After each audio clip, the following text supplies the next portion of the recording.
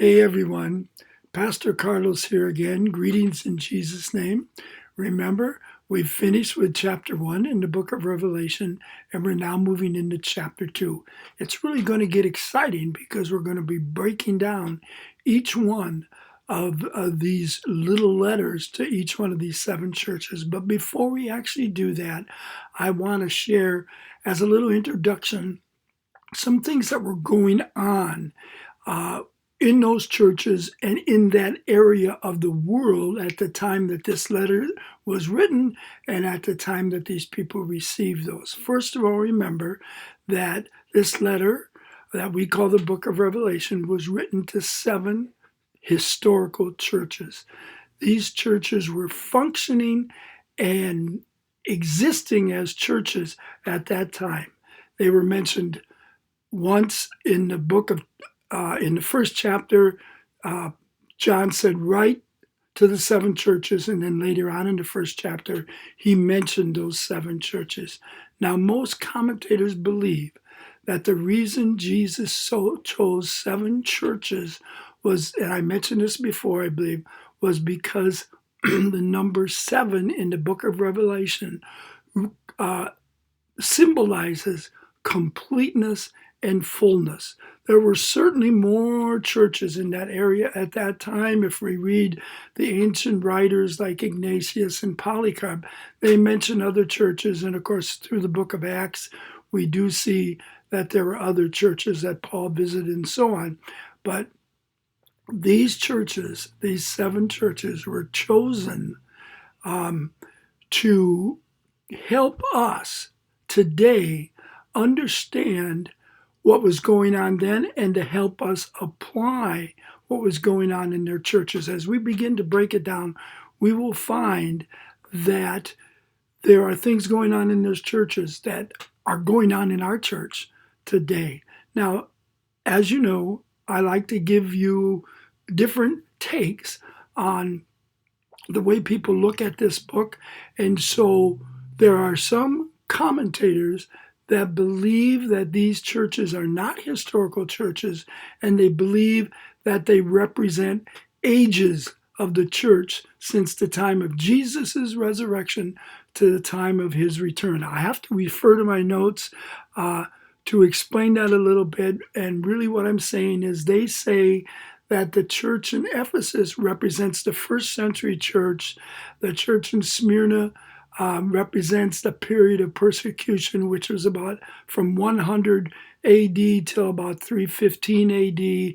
And then they say that the church in Pergamum represents the age of Constantine. In about 315 AD, Constantine became the leader of the Roman Empire, and he declared Rome a Christian nation. So there was that time they called the age of Constantine. But then around the end of around 475, maybe upwards to 500 AD, the Roman Empire fell. And then they say that the church after that, after Pergamum, was the church in Thyatira, and that represents what historically we call the Middle Ages. The Middle Ages ran from 500 AD all the way to about 1400 AD. And then after that, they say the church in Sardis represents the church at the time of the Reformation. And after that, the church in Philadelphia represent the great missionary movement that we've seen since the 1800s and all through to this day. And then they say that the church in Laodicea represents the apostasy church that will be around just before Jesus returns. But my friends, in reality, I just have to say there's absolutely no indication in the book of Revelation that would cause us to think that these churches are representing ages. Every careful study tells us that these are 7 historical churches that were active at that time, and that the things that they went through are things that we would go through today in our church and that we can apply to our church. The next thing that I wanted to share with you about these 7 churches is that in that area at that time that this book was written and that these churches were in existence, they had a heavy influence from the Roman Empire. Each one of the Roman emperors caused or required these cities to worship him. There was something that we now call the emperor cult or emperor worship going on at that time. Almost all studies of church history shows us that this emperor worship was going on and at various levels in various locations. In reality, the emperors oftentimes built temples to honor themselves. And in fact, some of the cities had contests to see who would qualify for the next emperor temple. Sometimes these emperors changed. In fact, from 60 to 69 AD was one year that they call the year of the four emperors. And so sometimes the emperors changed quickly and they brought in different temples. So the next influence that these churches were experiencing was the influence of false teaching. And we'll see that laid out really well. There was false doctrine going on at all times, all over the place.